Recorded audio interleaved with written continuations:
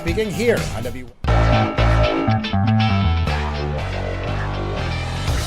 Welcome back to Frankly Speaking here on WYDC TV Big Fox. I'm your host, Frank Aiken. We're broadcasting live from the Hesselson studio. And joining us in that studio during the Steuben Senior Services Fund section of our program, Joe Sempolinski. Thanks, Joe. Thanks for being on. It's always a pleasure. All right, so we were talking about this idea that the media can really hide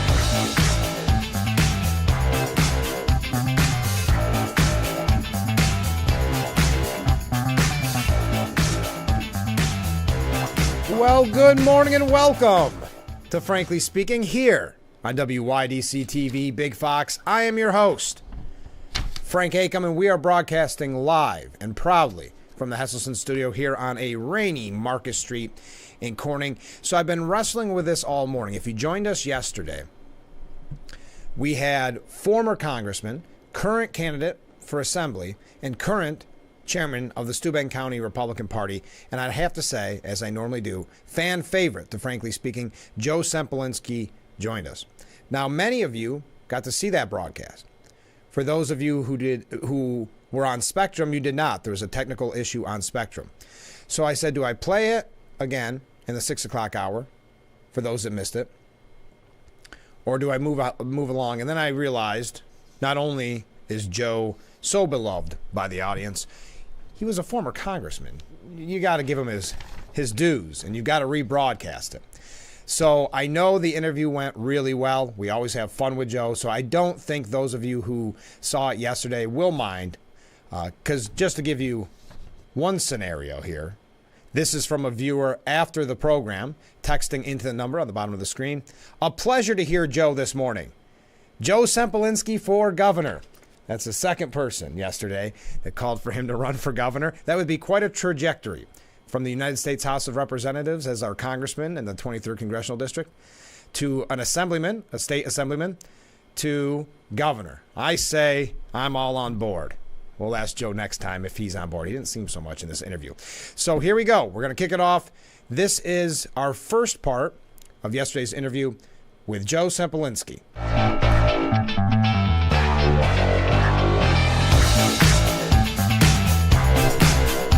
And welcome back to Frankly Speaking here on WYDC TV Big Fox, broadcasting live from the Hesselson studio. And this is the Steuben Senior Services Fund section of our program. Joining us in that studio is former Congressman Joe Sempolinski. Joe, thanks so much for being on the show. Frank, it's a pleasure. How's your summer going? It's going good.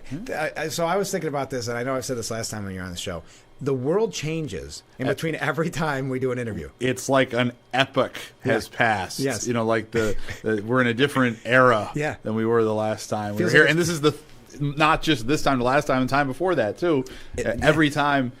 It gives for good conversation. It's great. Because we always have something to talk about. Exactly. And we don't have to rehash. No. Everything we said last time is irrelevant now. Completely. We can move forward. Biden was still running for president the last time we talked. Yes. And that sounds so shocking, but when you think about it, what is this bet? Yeah, what? Who? He's still the president. He's still the president. Oh, is he? Oh, my goodness. So I'm told. Does he know that? I don't think so. Yeah. But isn't it amazing that to think how much has happened? And what would this be, about a month and a half? It hasn't even been 2 months since the debate, has it? Oh, no. I mean, if you said at the beginning of the summer, this is how this is going to play out as far as all the twists and turns we've had with the debate, with the switcheroo, with the 2 vice presidential nominations. Let's not forget, we're not that far out from an assassination attempt that very nearly was successful on Donald Trump.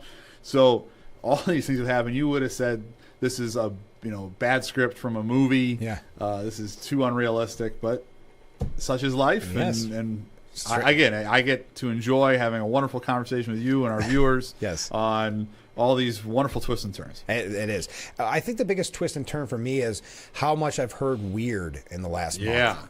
Is it catching on? Apparently, because one of the first ones to do the weird was the governor of Minnesota. Yes.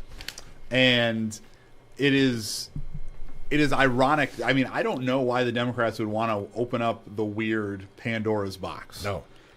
Great piece, by the way, by Miranda Devine in the Post today, explaining the weird that is Walz. Right. Oh, goodness. So, I mean, he's out there on a lot of his policies, especially social policies, and some other things too, but especially social policies. So if that's what you want to say, if that's certain things about people that are Republicans are weird to the liberal elites of this country, if you really want to open up that question and talk about weird. Well, they have a lot of policies on the left which are exemplified by the new running mate of Kamala Harris that I think your average American, especially your average American in, let's say, Pennsylvania or which doesn't matter Michigan anymore. or Wisconsin or Georgia or Arizona or Nevada, they're going to find the positions that are now the mainstream positions, apparently, of the Democratic Party to be weird. So if we're going to have a conversation about what's weird, I think that is a win for the Republicans because they're the ones that are trying to appeal to the folks that are sort of the average American, much more than the Democrats are, and what they consider normal is pretty abnormal. And that's why, I guess, well, weird, creepy, but is that the whole reason that they picked Walz? Because his catchphrase was weird? I think there's actually something to be said for that, because he was not sort of on the top of the list, not the most prominent governor in America.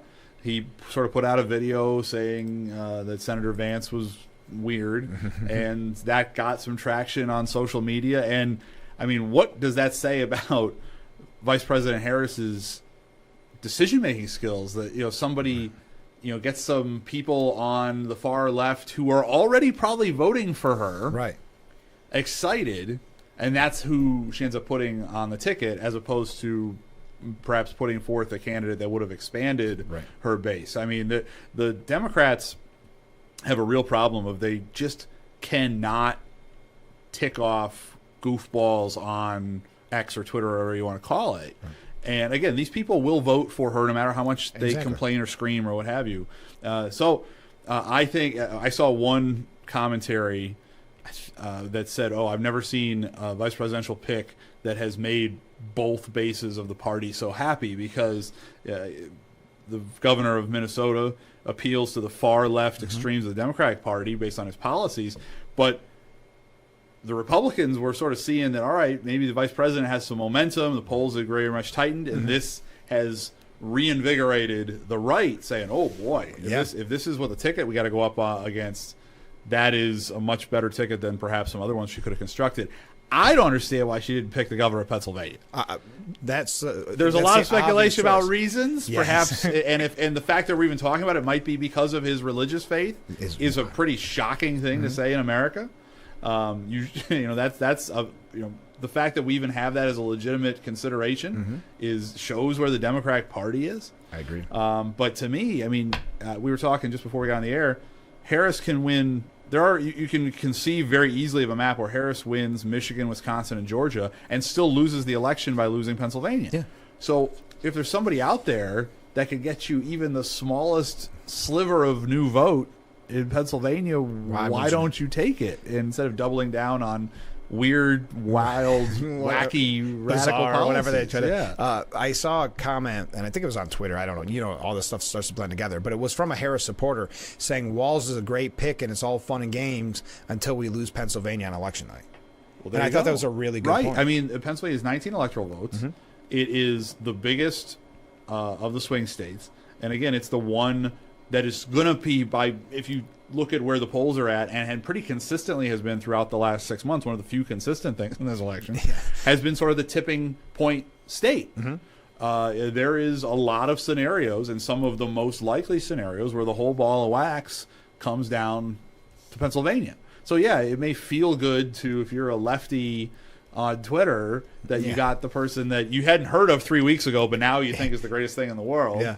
But it's about winning votes, right? It's about winning the election. It's electoral votes. You need to get to 270 electoral votes, and Pennsylvania is a big batch of electoral votes. And I understand how the media works, and I understand how politics and punditry work.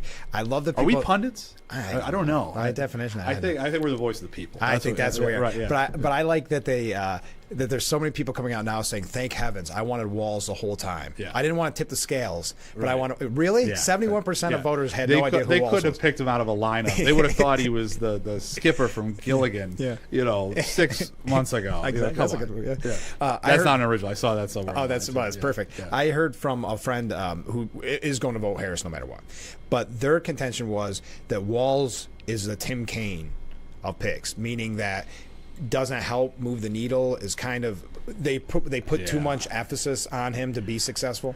I think there's something to be said for that, where there's some talk that I've seen in commentaries that one of the reasons that Walz was picked instead of Shapiro was Walz is sort of less likely to steal the spotlight, less likely to want to run for president.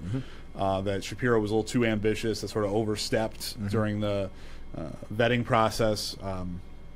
And if that's the case, then sort of getting a guy that comes across as sort of this boring guy, kind of like Senator Kane comes Right. across as this boring guy. Right. I can see that. I don't think it's a perfect analogy, but I can see the thought there, the through Me too. thread there. I saw a commentary right after this was announced, and they were saying this in a positive way, so keep this in mind, Joe, that Walz is Biden 20 years ago from the folksiness. And I find, I will say this with Joe, it got very old with the malarkey and the come on man, because it was a kind of a crutch that he used his whole career. Right. But with Walz, the folksiness to me at that rally seemed very forced, much like Kamala Harris, the forced political I agree gestures. with that. And some of the background on Mr. Walz, because you're talking about authenticity. Yeah. Joe Biden's got a lot of downside. Yes. But that sort of gee whiz malarkey stuff seemed to be actually sort of who he was. Yeah. And his problems are a bunch of other problems. Right. That's the reason he's not running anymore. But Walz, remember how Walz has come up through politics.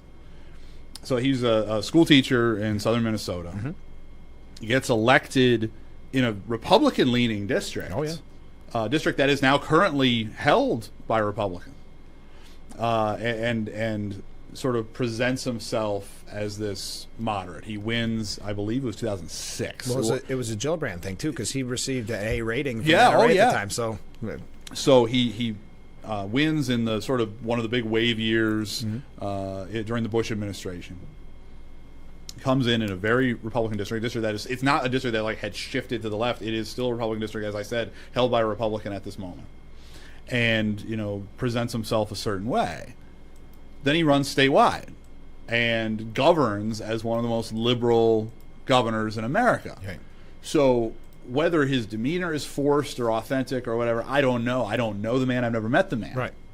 But clearly over the course of his political career, he's been all things to all people based on what he was trying to run for and what he was trying to present himself. So there is legitimately, most definitely, an authenticity issue about Walz. I'm just as a human reaction.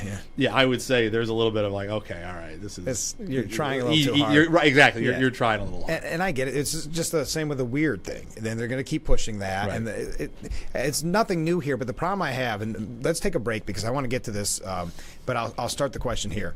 Can the media, who kept Biden his mental decline secret for 3.5 years, can they run out the clock on Harris for 3.5 months? I mean, that's what it looks like they're doing. That was J.D. Vance's point yesterday, walking over to her plane, saying, "Oh, she won't talk to you. I'll talk to you, whatever." And it terrifies me. Yeah, I think they're overcorrecting. Mm-hmm. They got caught. They got caught sort of covering for Biden. Yeah, they took Biden out, and now they're gonna. So they overcorrected that way, and now they're going to overcorrect the other way. Right. Between now and November, Kamala Harris will get the best press that any person has gotten in the history of the United States. It's already happened. And I think they can just keep talking about momentum. I mean, they don't even have to talk about what she's saying. Because we only got 90 days. Oh, wow. Wait, hold on. We got to take a break. I'll explain why in just a second. Oh. Stay with us. We'll be right back with Frankly Speaking.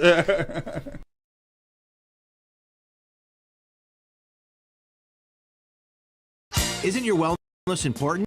Don't you want more energy? Now's the best time to make every day better and relieve those achy muscles and pains than with the Hesselson's Hot Tub. Hesselson's has hot tubs in stock and available for immediate delivery with unbelievable savings. Hesselson's offers 0% interest-free financing for up to 5 full years. Hesselson's carries the only hot tub brand in the industry with the exclusive freshwater salt system that is eco-friendly and easy to use and only enhances your hot tubbing experience. Come in today and see why your next hot tub should be a Hesselson's Hot Tub. And remember, it's always fun to poke in the corners at Hesselson's.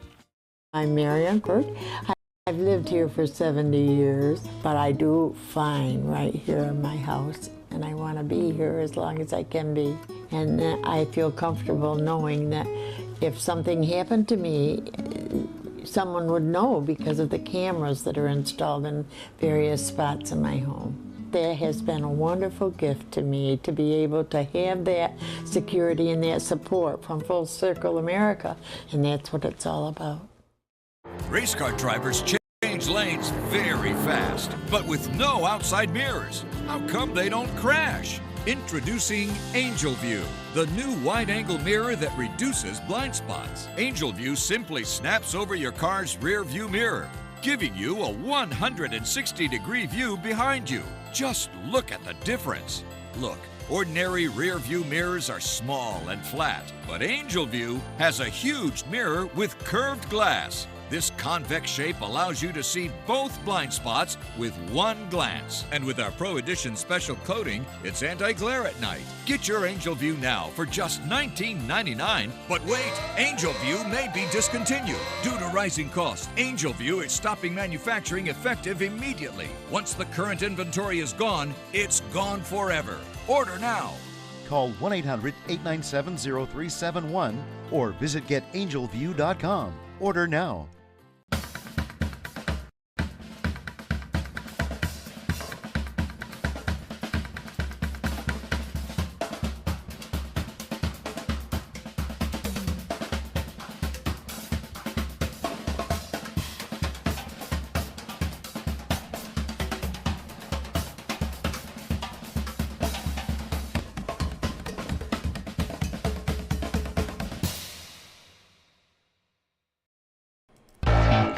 And we are back, broadcasting live from the Hesselson studio. Yes, live. I know many of you saw the Joe Sempolinski interview yesterday, but many of you did not. If you were on Spectrum, there was a Spectrum issue, so I thought it only fair that everybody have an opportunity to hear from our former congressman. So here is part 2 of yesterday's interview with Joe Sempolinski.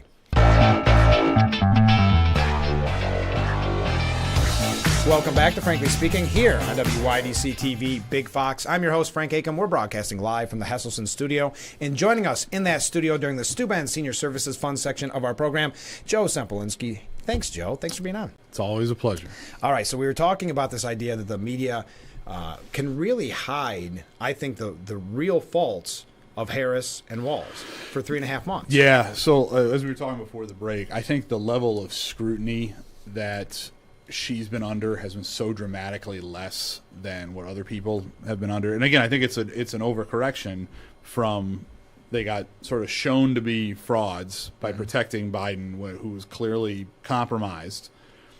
They, for a sort of wonderful few weeks were giving Democrats the treatment that Republicans always get, the level of scrutiny that you always get as a Republican. Wasn't that amazing to watch? But then you knew what was coming next. If Biden goes down, now you've got Harris, and Harris, the stories are, these sort of glowing things where, it's about, well, she wasn't really the border czar. Right. Even though you had one news outlet who had reported repeatedly with her with the title border czar, and then said, "Oh, we were wrong." Yeah, you know who that was? It was Axios. Yeah, who just cut 10% of their staff. Oh, well, there you go. See, there's your problem right there. Yeah.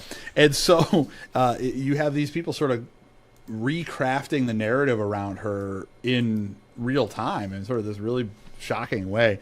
And Senator Vance, yesterday they had the two planes, his plane and Air Force Two happened to be on the tarmac at the same time, and he walked over to her plane and was talking to the media that was sort of camped outside, saying, "Hey, she won't talk to you. Doesn't that bother you? Aren't you journalists? Right? Don't you want to? Because the way it's supposed to be." And I'm very much for freedom of the press. It's a constitutional protection that's very important to a healthy republic. But it should be for everybody. It should be any member of the press can ask any question, and any member of the press has an obligation to hold everybody accountable, regardless of the label, the partisanship label or the ideological label that's on that person. And when the press... when the fact that you see this sort of groupthink where, we're going to protect Biden. Oh, Biden's got to go. Yeah. Oh, we got to protect this lady. When you see that, it shows that it's not a fair game. No. And your average American, if there's a theme that I talk about every time when I'm on Frankly Speaking, it's the average American is not stupid. Right. The Democratic Party's presentation, a lot of their gamesmanship has to do with the premise that they think the average American person is stupid. Absolutely. We can see what's going on. Your average person can see it, even if they're only following politics peripherally. They can see that the tone has dramatically changed regarding how they're covering Kamala Harris to how it was handled before, or how they cover J.D. Vance or Donald Trump. And it's a problem not only on a partisan level, but it's a problem for the republic. Where you, if we're going to have the functioning system such as it's designed to work, part of that is a free press, but part of that is also a fair press that is handling people in an equitable fashion. And I'm a public figure. I've always been very open with the press. Sure.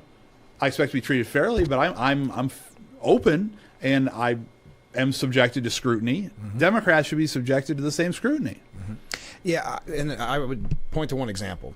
The story about Walz and maybe misleading on his background when it comes to his service. Right. If that were J.D. Vance, how would the coverage be this morning? Because you have, who was it, Chuck Todd? Well, it's absurd to call it stolen valor. Yeah, maybe he did duck out of a few things and mislead, and Van Jones saying similar that, well, maybe he was a little loose with his language. Let's just clean that up. Yeah, instead of presenting, hey, this is what the person said, this is what his service record is, you figure out if you're comfortable with that. Right. And it's pretty clear that to some degree he's been loose, to be nice, with how he's presented himself. He did not go to Afghanistan. And little Richard Blumenthal action here. Yeah. So, but instead of presenting that, hey, Congressman Walz said this, Governor Walz said this, this is what he did, this is the rank he had, this is the rank he no longer has. This is present that. If it was Walz, suddenly they're explaining. Well, you need the context, or he meant it this way. This was not sure the time frame. And you don't get that. And frankly, if it was Vance, it would be the number one story in the world for a week, 2 weeks. It would be the defining thing about his candidacy. Right. And everybody knows that to be the case. Everybody knows that to be the case. And again, the press should just present the facts on this. Don't try to sensationalize something a Republican does. Don't try to explain away something a Democrat does. We can all figure out for ourselves how important this issue is to us as we're voting. We can all figure out for ourselves, did he say was he mischaracterizing what he did or didn't do in the service? But again, it just concerns me, and I don't want to sound so jaded, but I work in the business, and we followed it so closely that the media, the places I'm hearing about his background, Fox News, New York Post, that's about it. Right. I go to CNN, and it looks like Harris's campaign site. That's right. So I don't see a scenario where they can't try to just run out the clock. I think you're right. The American people are smarter than that. But at some point, there are the people that just from the peripheral, just keep hearing it over and over again, that could be duped into thinking this is the greatest ticket to perhaps ever be put in. Well, I mean, that's the other portion of it. We talk about how our system's supposed to function, and I refer to it in the context of the press. But when you're a citizen in a free society, when you're a voter in a democratic republic, you have a responsibility too. I agree. And you have a responsibility not just to vote, but a responsibility to fully participate, a responsibility to educate yourself, a responsibility to think critically about what's being presented to you from either side. And this is why there's so much talk all over the years of we need to have an educated electorate and all these things. And that's a true statement. The system does not function if you don't have a electorate that is thinking about things in a rational, critical way. And I understand your average person has a lot that they're dealing with in their life. Sure. That is, they're dealing with their kids, they're dealing with their job, they're dealing with money, they're dealing with health, they're dealing with whatever they're dealing with. But I do always, whether you're a Republican or a Democrat, whether you're a liberal or conservative, whatever your perspective on the issues, please, please, please take a little extra time, take an extra half hour, take an hour to really think critically about what you are presented, and really do take the time to come to the best conclusion, the best choice when you're voting, as opposed to just doing it based on gut.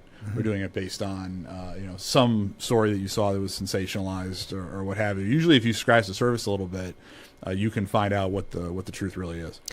Now, another question, and we probably should take a break here, but I don't know how to answer this question. I don't know if you would know how to answer this question, because we're Republicans, right? Yeah. But so it says on my voting card.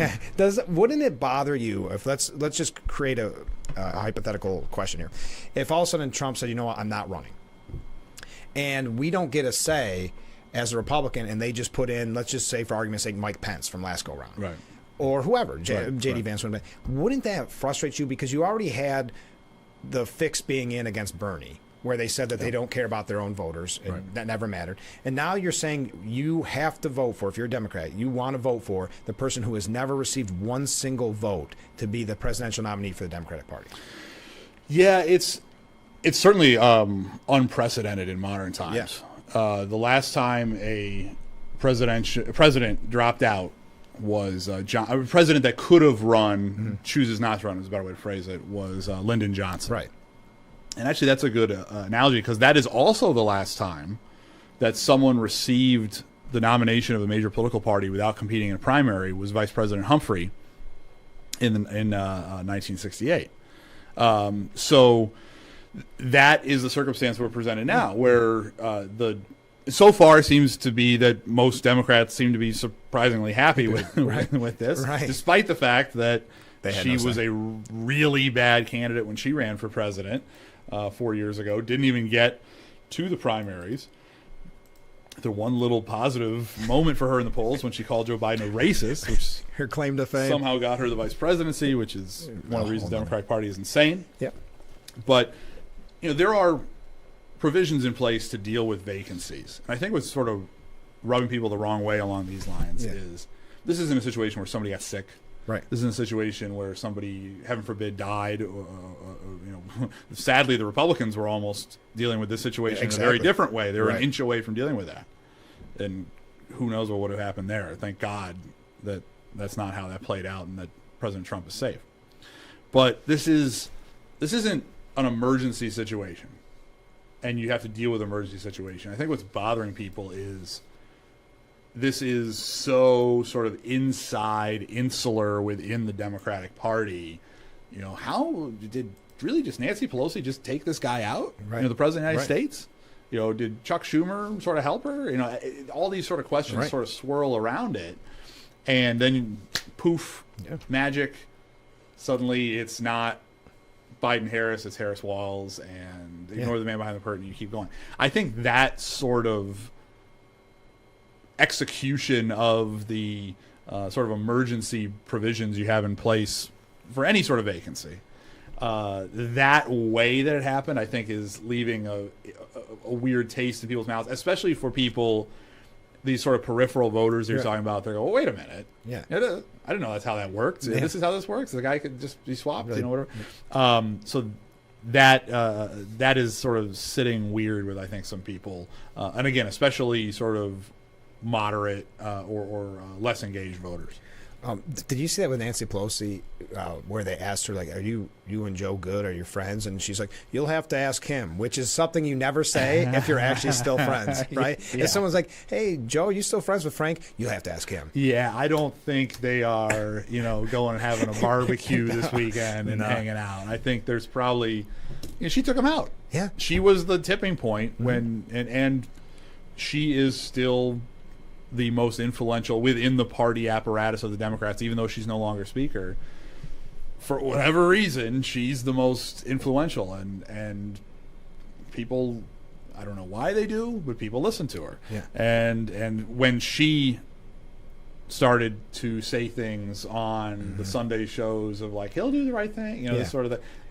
He makes up his mind after he already he has adamantly said he is staying and has made up his mind. Well, once he makes up his mind. Once we make up his mind for him. Yeah, exactly. It may be different. So she's got a lot of SWAT, and I don't like being in a situation where Nancy, regardless of anything, I don't like being in a situation, whether it's speaker or party or whatever, where Nancy Pelosi has a lot of SWAT, because the direction she wants to move the country is very much in a direction I think is not in the best interest of the American people. Right. We got to take a short break. Stay with us. A lot more to cover right here on Frankly Speaking.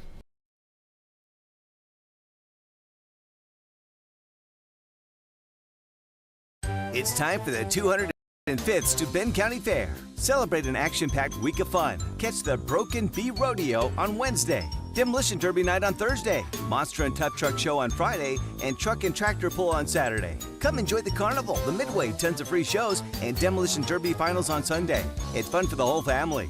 For more information, visit us online or like us on Facebook. That 205th to Bend County Fair, August 12th to the 18th in downtown Bath. See you there. Bathroom of your dreams is only a phone call away with BCI Bath and Shower. We can make your ordinary bath and shower extraordinary. This is not a cookie cutter design. This is a complete custom build that will fit your every need.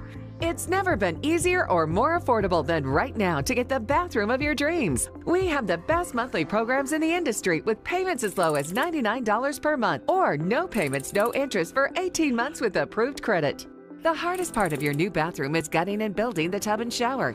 If your bathing area is old, there could be damage behind the walls and possible mold and mildew, which can be a serious safety issue. At BCI, we don't cover a problem, we fix it. Call now to get a never clean glass treated door with the no-track system at half off for the first 50 callers.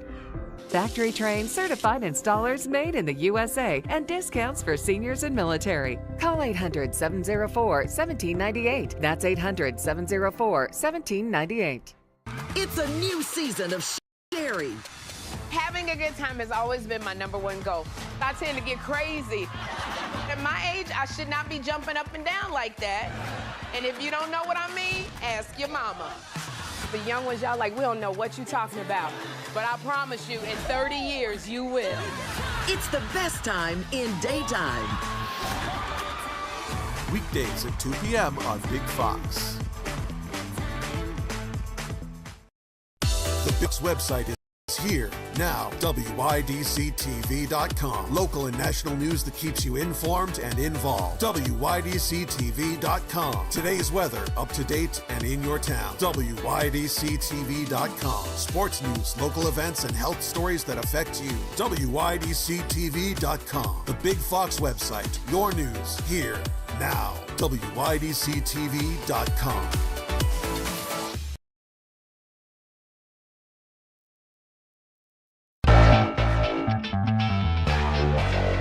And we are back, broadcasting live from the Hesselson studio here on Market Street in Corning. Thank you so much for joining us. If you are just joining us, yesterday there was an issue with Spectrum, so I decided we need to hear that full interview from former Congressman Joe Semplinsky. I know many of you saw it, but many of you didn't. And the angry comments that I received made me realize that it's not fair to miss fan favorite Joe Semplinsky. But since I have a second, a couple comments before we go back to Joe.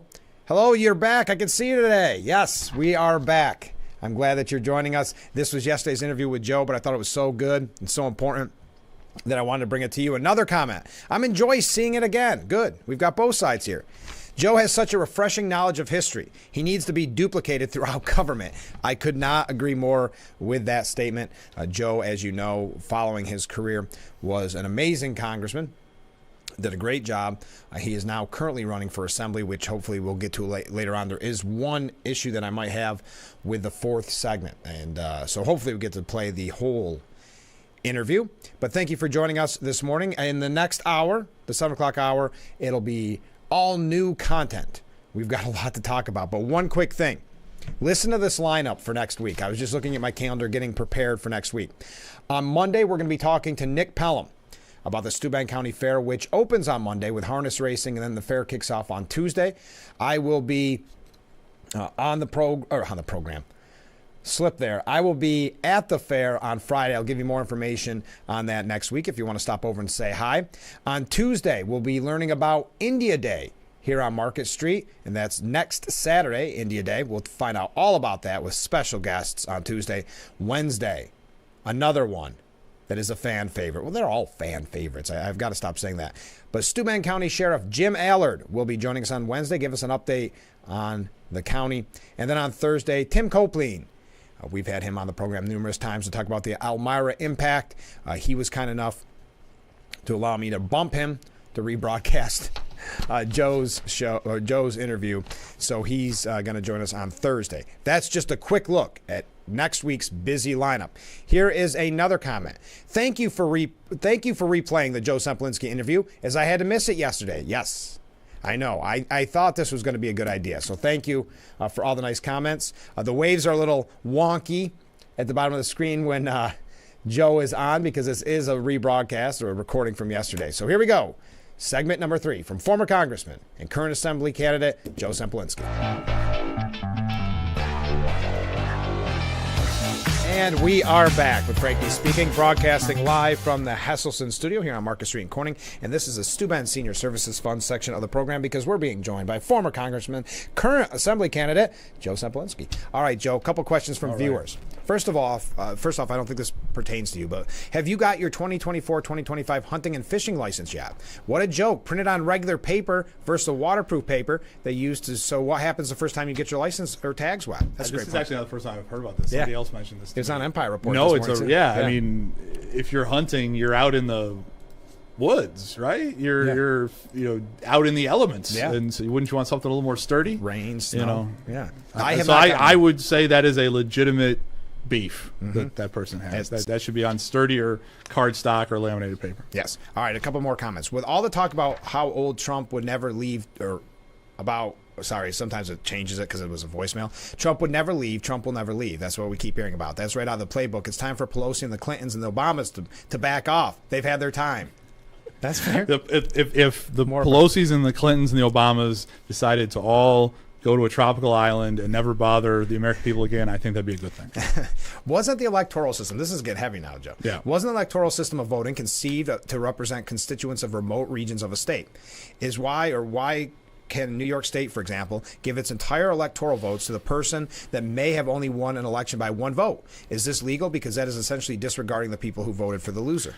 So we'll take off the former congressman and assembly candidate and chairman hat when I was a graduate student in political science.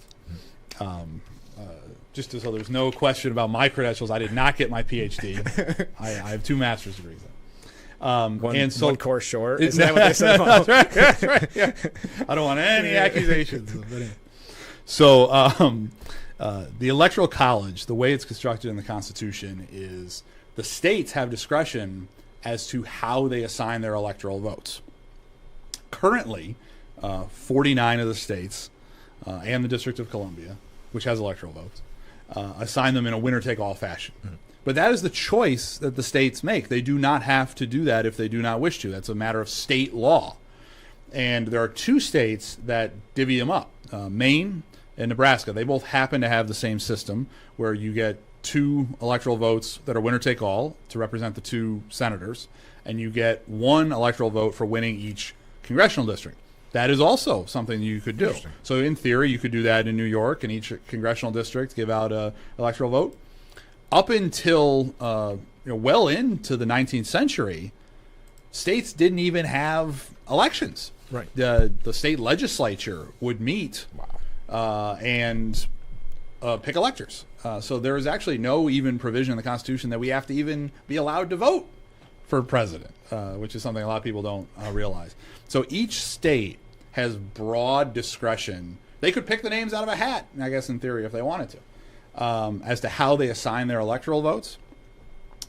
Most states, due to people wanting to have as much an input as possible, have chosen to handle this in a winner-take-all way. I think there's an argument to be made, though, for especially in a state like New York, where you have a very large number of people that are going to vote the other way, but just get outvoted. But there's still a large number of people to do something where it divvies it up by region. But again, that is the Nebraska system. That is the Maine system.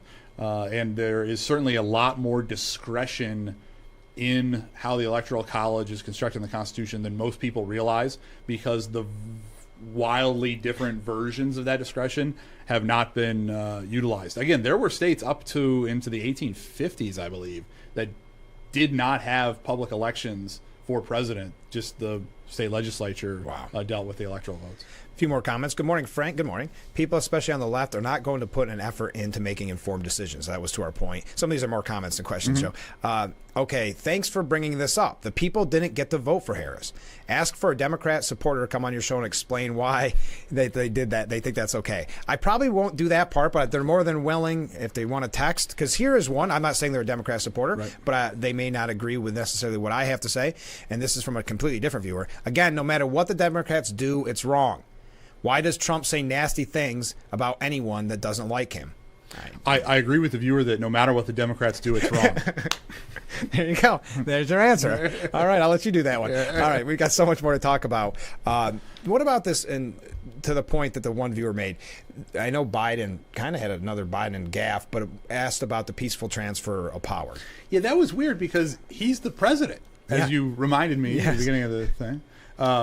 So if he's responsible for transferring the power, right, he would be the person that transfers it to Kamala Harris, or he would be the person that transfers it to former President Trump. Is that why you think he had the Freudian slip? So if there's not a peaceful transfer of power, that's on him. Yes. Right? Yeah. So I don't know what he was talking about. He says, if Trump wins, no, I'm not confident at all.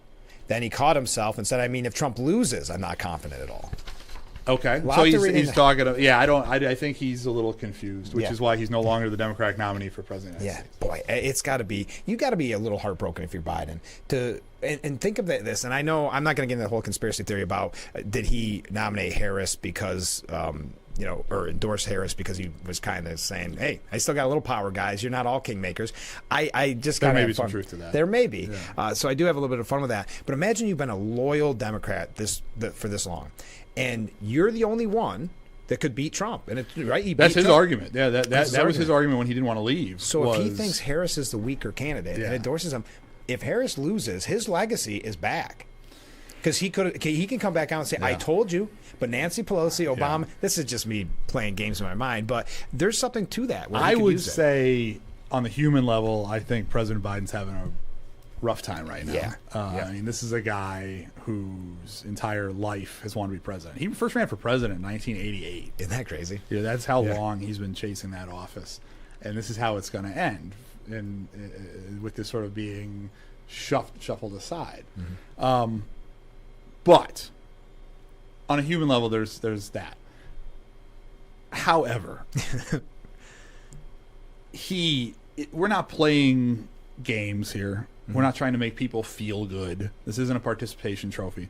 We're talking about the most important job in the world. A job that affects the security and prosperity of not just every American, but every human being on the planet. And just because I don't want to give it up because I really want it, it doesn't. That doesn't fly. This is serious business. This is life or death, and if he clearly was as compromised as he apparently is, it shouldn't have taken him that long. No, and isn't this one of the biggest cover-ups and scandals really in presidential history to see, and not just Harris? I know they're putting on Harris, but the whole White House covering this up for. Let's even give benefit of the doubt. A year and a half, 2 years? Oh, I mean, they had it in bubble wrap. Yeah. And anytime you mentioned it, it was some sort of right-wing conspiracy. Right. We were talking about cheap fakes. Yeah, about a week before the debate. Like 2 visits ago on this show, I think, right? We were talking about a lifetime ago. A lifetime ago. And so with this summer, the narrative was, oh, Biden's fine. Oh, Biden's fine. And that's really a disservice, again, to the American people. It's a disservice, whether you feel he was all right at a certain point in his presidency or is all right now or whatever, it became very clear that he wasn't going to make it 4.5 more years. Right, as far as being able to function. And to try and it's how cynical is that? Like, oh, he's got to get him through the election. And then what were you going to do? Yeah. If we know that he's iffy now, he's not going to get better, it's going to get worse. Are you just going to hide it more for 4 years, or are you just going to get him through and then have him quit right away? Right. And then you want to talk about somebody who's never gotten voted for? Right. I mean, it raises a lot of these questions, and it really raises questions about the credibility of the media, who are aiding and abetting this, but also the credibility of sort of the upper levels of the Democratic Party, because he's the president. He has to be interacting with people. And we talked about on the show last time where all of a sudden people are like, oh, yeah, for clout, apparently, saying, I knew about this. Chuck Todd said 2 years ago. I had a cabinet member tell me 2 years ago. Or, oh, my goodness, he came and talked to the House Democrats and he was talking gibberish, 2 years ago. Yeah. You know who deserves an apology? And I can't believe I'm saying this. But you know who deserves an apology from a lot of people in the Democratic Party is Dean Phillips. Oh, yeah? That guy sacrificed his entire career in Congress to say what was obviously true, that Biden couldn't hack it for a full second term. and he was ostracized. He was, made a pariah in that party, and all he did was tell the truth.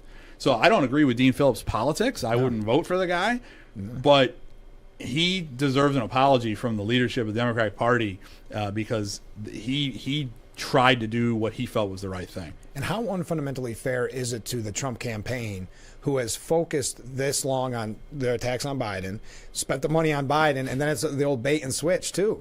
Well, I mean, now you've got a situation where, and we were talking about earlier in the show, where trying to run out the clock. Yeah. Right?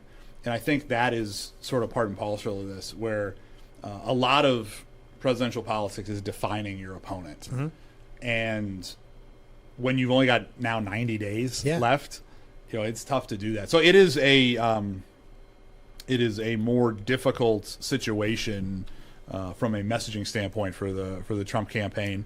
Now that you don't get to choose the circumstances of your election. Sure. You have to sort of overcome that and deal with the situation that is presented to you. I've personally dealt with a lot of twists and turns in politics. Things don't play out exactly the way you thought they were going to play out. Right. You have to overcome and move forward and try and do the best you can. We got to take a break. But before we go to break, this is a comment from a viewer. You got my vote, Joe. Keep up the good work. Thanks. Thanks, Mom. We'll be right back. Frankly Speaking, stay with us.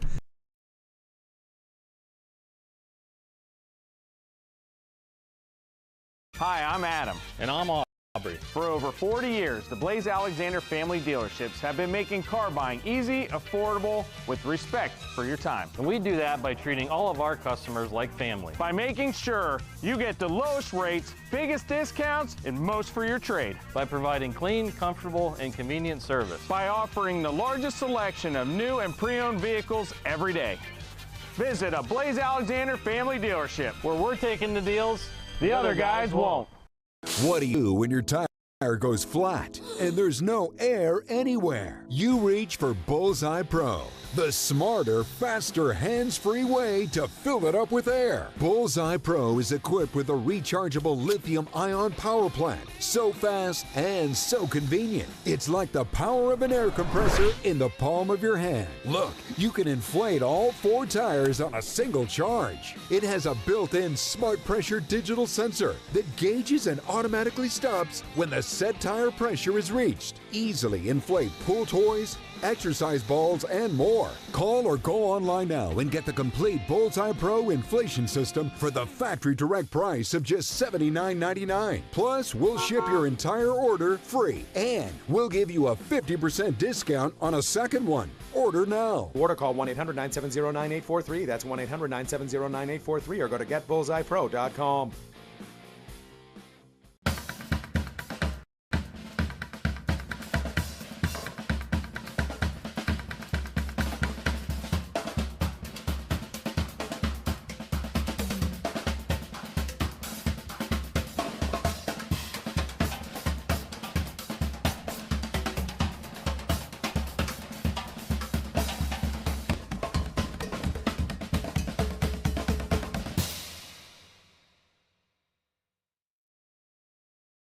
Sheldon, Missy, face off in... Why can't we watch DuckTales?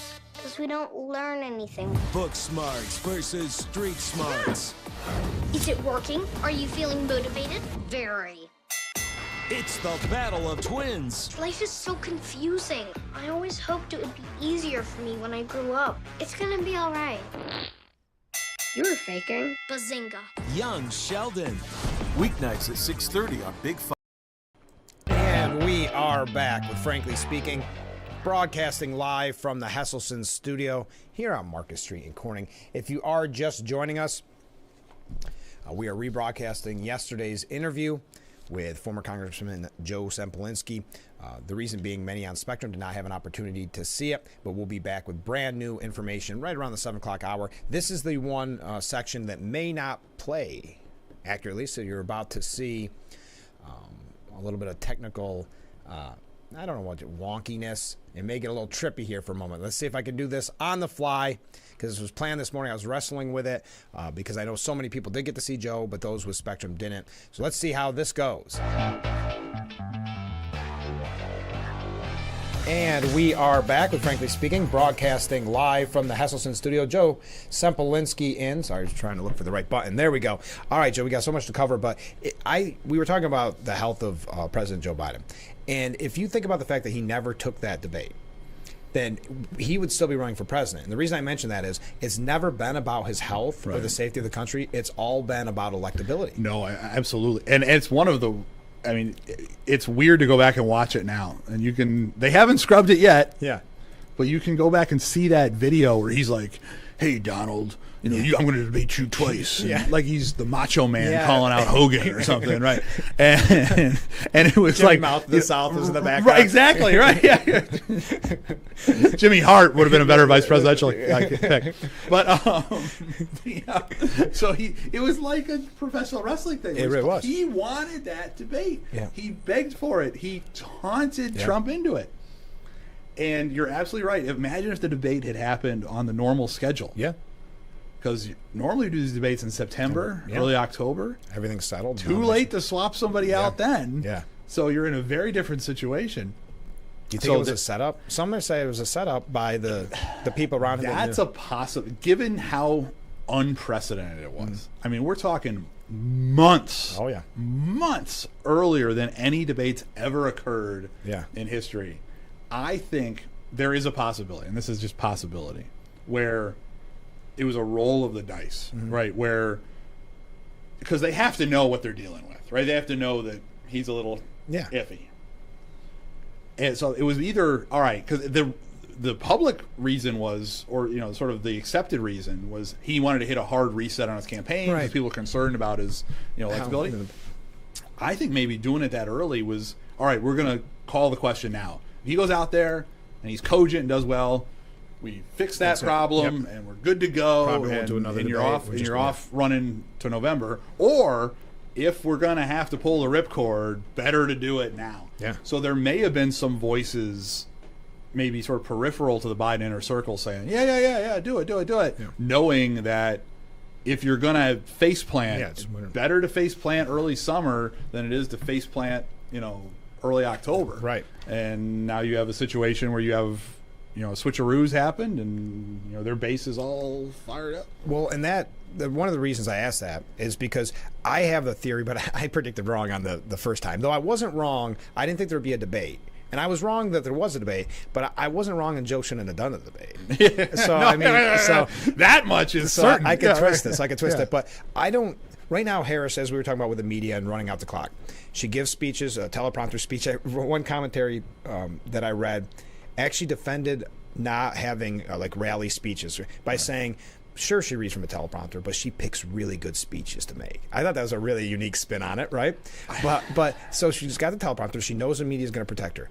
Why go for the debate? We saw her in debate performances. Right. Does not do a good job. When asked, same reason why she's not talking to reporters, because the whole word salad, which I wish there was a different term for it, but it's true. Yeah, she speaks in sort of circles. Yeah. She says the obvious thing over and over again. Right.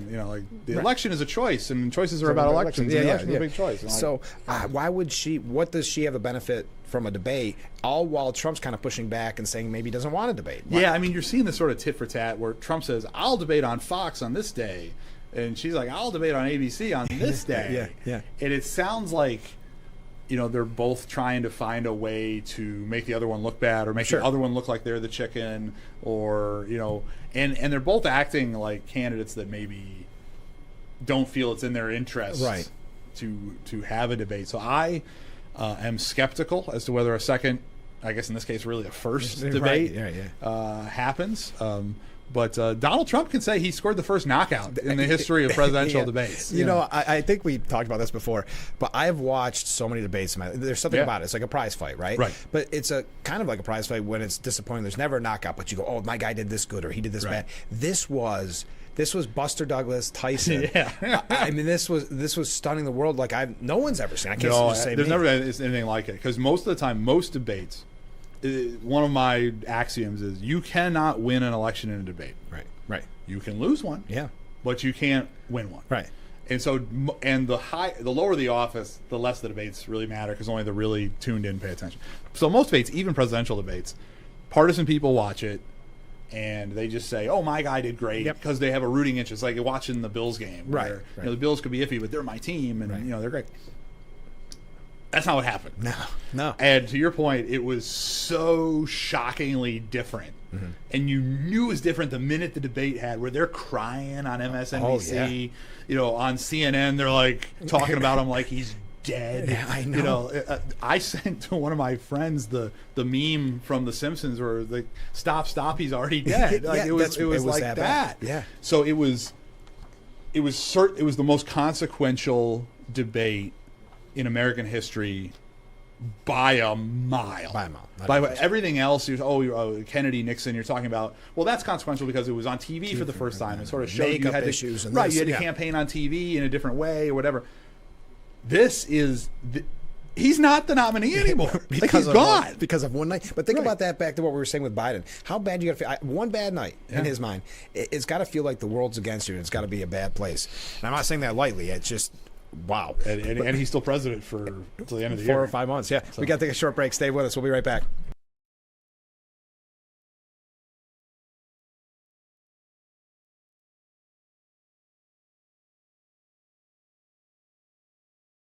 Enjoy a taste of the Finger Lakes at Hector Hideaway.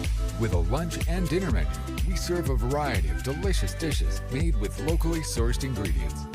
Dine inside or out on the deck for gorgeous lake views and pair your meal with a local wine, beer, or beverage.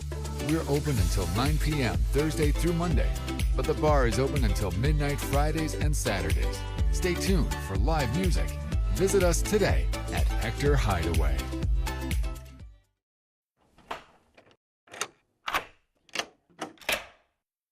I'm Jonathan Lawson. If you're 50 to 85, please listen closely. The lock I want to talk to you about isn't the one on your door.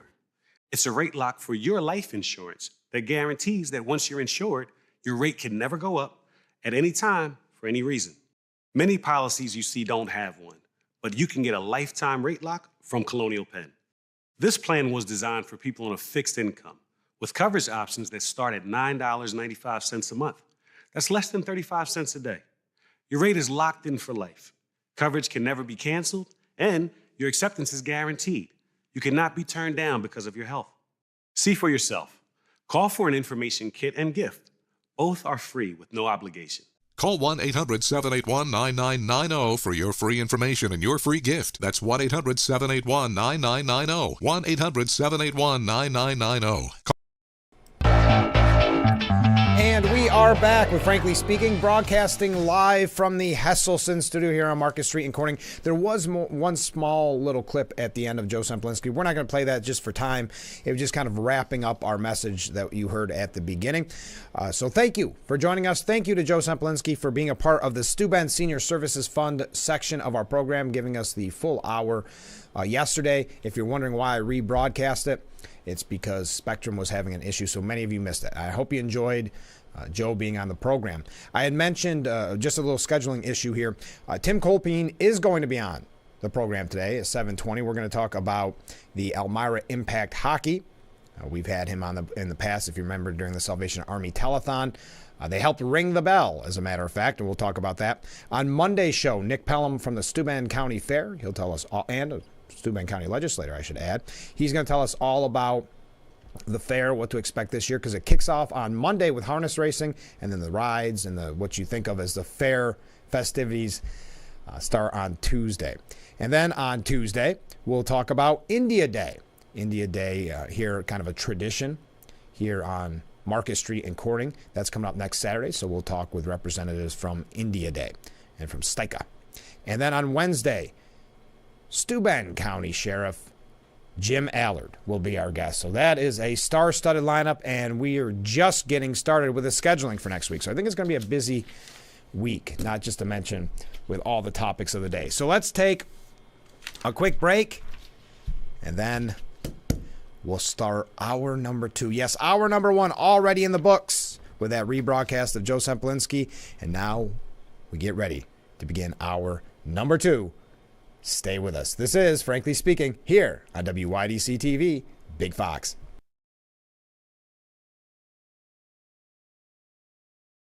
Isn't your wellness important?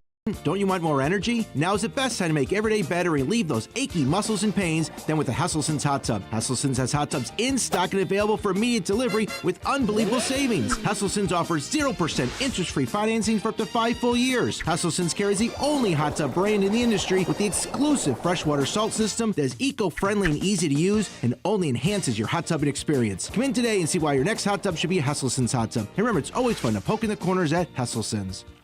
Your wallet is always in danger. Criminals can hack your information without you even knowing. Introducing Slim Mint, an ultra-thin RFID blocking wallet that keeps your cards and cash protected. Slim Mint uses the latest RFID blocking technology to prevent thieves from stealing your info. It's ergonomically designed to optimize space and keep your belongings organized. With the auto-locking Slim Mint, your cards and money stay securely in place. It has a built-in cash clip and a flexible outer band to fit your additional cards and cash. Call or click now and get Slim Mint for just $29.99. Order in the next 5 minutes and you'll get an instant $10 discount. So it's only $19.99. But wait, due to rising costs, this may be your last chance to get Slim Mint at this low price. There's a strict limit of 3 Slim Mint wallets while supplies last. Don't wait, order now.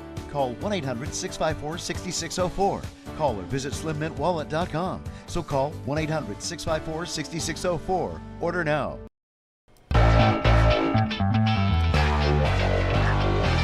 Hour number 2 of Frankly Speaking. I'm your host, Frank Aiken. We are broadcasting live from the Hesselson studio. If you are just joining us, then you missed Joe Sempolinski again. We rebroadcast that interview in the first hour. We have so much to cover. The debate has been agreed to, which is interesting. It is the September 10th ABC debate. I know during his press conference yesterday, former President Trump was looking for, I think, 2 more, one on Fox News and one on NBC. But as of right now, the ABC News announced that the debate will be on September 10th. Both Harris and Trump have confirmed that they will attend that debate. Trump said some minor details are still being worked out, including audiences and location. Let me give you one quick update from yesterday's story. And I tie this in with the importance of voting and finding out who you're voting for at the local level. Because very often at the local level, not very often, all the time, local level affects you the most. Whether it's your property taxes, whether it's outrageous spending you may believe. So that's why I've always said, go to your council meetings, learn about the candidates, don't go in blind and just look for a name that you hope you're familiar with. And that leads us to the world super mayor, Dalton dictator, Mayor Tiffany Henyard. Now, again, I think a lot of people say, why are you bringing up this lady out of Illinois? Because it's a prime example. She got voted in, and since that time, she has spent so outlandishly. Well, I'll tell you about the budget numbers here in just a moment. She spent more, as they're looking into the books. Her and her staff spent more than $43,000 in Amazon purchases in a single day, even as the municipality's finances are in shambles. Now, you'll recall she put up posters of herself at taxpayer expense saying weird things like, Mayor Henyard loves you, those type of things. She goes on lavish vacations at taxpayers' dime, allegedly. Ex-Chicago Mayor Lori Lightfoot revealed that monster money items during a meeting on Thursday night. That was yesterday. Speaking of spending a lot of money, do you realize that Lori Lightfoot was hired at $400 an hour to probe into the outrageous spending of someone else? Some type of maybe level of irony there. So $4,000, over $4,000 in Amazon. We're going to move on from this story in just a second, but I've got to give you some other numbers. The report, which is only a preliminary finding, did not connect the stunning spending directly to Henyard. And that is because Henyard has been very secretive in this. If you recall, she even vetoed the original vote to do an audit. But watch this.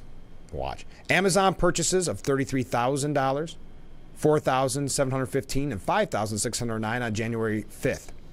More than $1,200 combined was spent at Best Buy, Target, Walgreens, Wayfair, and Giftly between May of 2023 and December of 2023. Then you have trips paid for at taxpayers' expense to Washington, Austin, Atlanta, and Vegas. The receipts for the credit card purchases are rarely provided and approved by the village board. Keep that in mind. It is noted that the village's general fund, which used to pay for most of Dalton's expenses, has a negative balance of $3.65 million as of the end of May. Waves coming in. In April of 2022, so a little over a year or 2 years before, it was $5.61 million in the black. Now the village has struggled to pay its monthly bills. So a prime example, a shining example of why we have candidates on this program from maybe different municipalities, different cities throughout our viewing range so that you can learn. Because in the media landscape today, it is very difficult to find out about a candidate unless you go to their Facebook page, but it is their Facebook page. But some at the very local level don't even go to Facebook or have a website. So that is one of our goals. It always has been and always will be to have as many candidates on this program before Election Day as possible. All right, now back to the national scene. Trump and Harris have agreed to that debate. CNN, in their typical questionable fashion, says the Harris v. Trump, I don't know why it wouldn't be versus. The Harris v. Trump debate is already looming as another historic pivot point in an extraordinary campaign. Now, is this the pivot point? Now, I understand. Now, Vice President Harris did answer a reporter's question for the first time, I want to say in 17 days. Yesterday, we're going to tell you what she had to say here in just a moment. But one of the things we talked about with the former congressman, and we've been bringing up on this program, without any type of media scrutiny, without any press conferences and interviews, it has been a campaign run entirely on scripted speeches at rallies. So this gives the media the opportunity to continue talking about the momentum of Harris. They seem uninterested in finding out more about her running mate's history. They seem uninterested in bringing up Kamala Harris's votes in the past, things she supported in the past, because right now it's all about the meteoric trajectory, which I believe is what Stephen Collinson from CNN called it, of her campaign. Now, what's important to note here, and I've talked about this on the program so often, again, thank you for the waves coming in, they only need to run out the clock. When I say they, I mean the media and the Harris campaign, only need to run out the clock on this for about 3 months. But yeah, 3 months. So as Joe said, about 90 days. I don't have the exact number, but 3 months. They have, and this is not a secret anymore, they have covered up in the media for, you put a number on it, 1, 2, 3 years of the mental decline of our president, and they were able to keep that covered up until the debate. So that's why I've talked about the importance, in my opinion, and many viewers disagree with me, of a debate. Because I know Trump was fighting this and saying, I'm only going to do Fox, and kind of going back and forth. Well, Harris, historically, the media won't tell you this, historically has not performed well at debates. Her biggest claim to fame is the time that she called her now current boss, Joe Biden, a bigot. And then the next debate, not being prepared for an attack on her own background, her own political history, was decimated, for lack of a better word, by Tulsi Gabbard, if you recall. And that was pretty much the end of her presidential career back in 2020.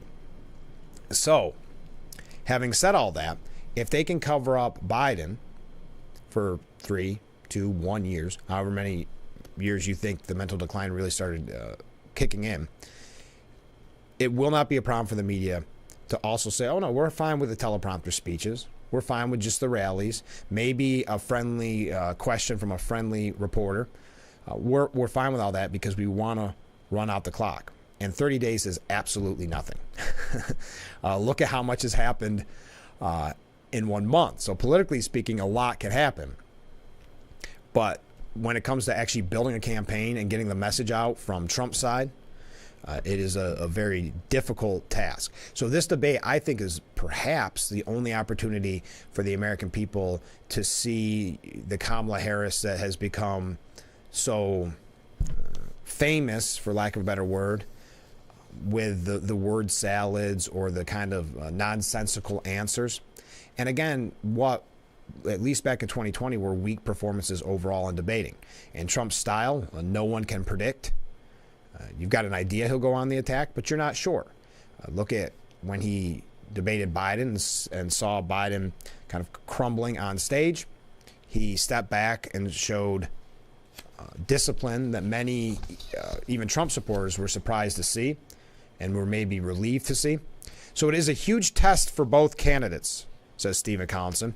The build up to the debate on September 10th, assuming it goes ahead, I like how, and I tend to lean towards that. If Harris continues this momentum, continues being able to kind of, for what some of the media are calling the basement campaign, like Biden did, a very select campaign. It's kind of like in boxing when you have a very boring fight where you have one person's a slugger and you want to see the other person be a slugger, but they just run around the ring.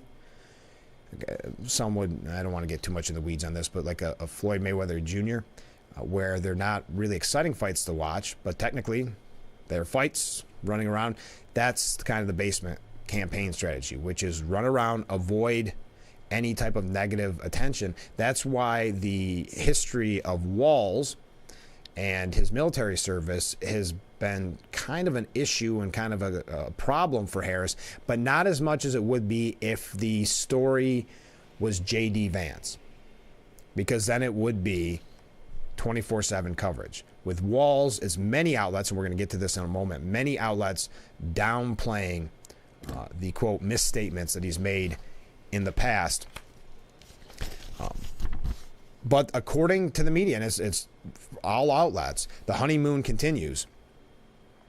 The polls show Harris with an edge over Trump, and this is coming from the New York Post. The vice president came out on top 50% to 42% in the Marquette poll when third-party contenders were added to the mix. Head-to-head, Harris also led 52 to 48 in the national matchup. Per the poll, for context, Trump and President Biden were dead even at 50 apiece in the school's May poll. This is the kind of thing, you got to remember, the money came in at the very beginning because big money donors were sitting back and not giving to Biden. So she had that huge momentum with the money coming in. And then because of the scripted speeches at these rallies, the media was able to say, wow, this is a completely different Harris.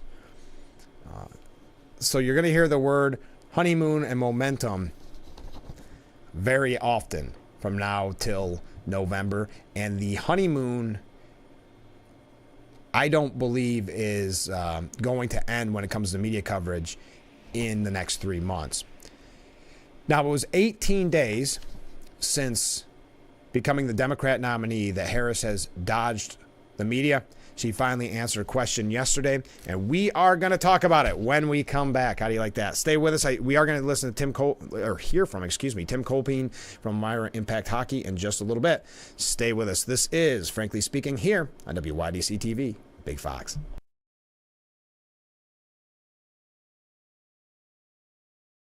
When it comes to fun, it's what we do.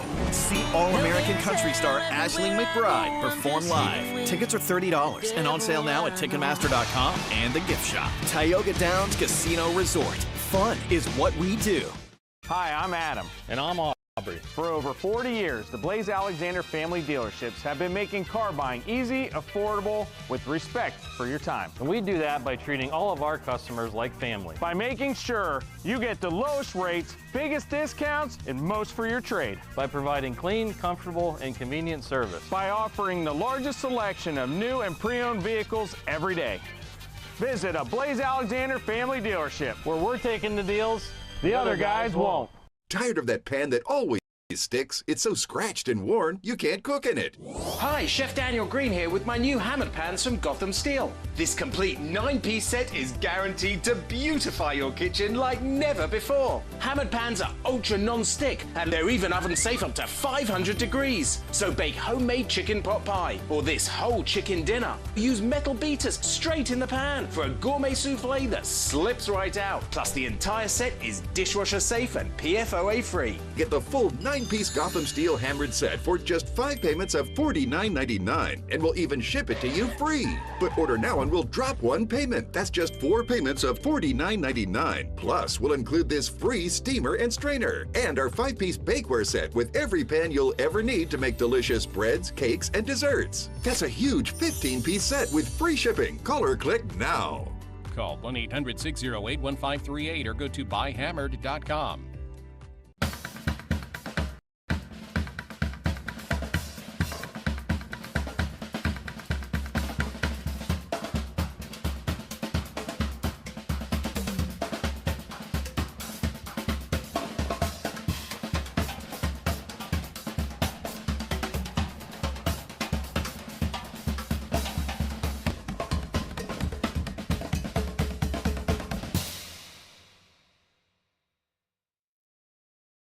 In a game of few words.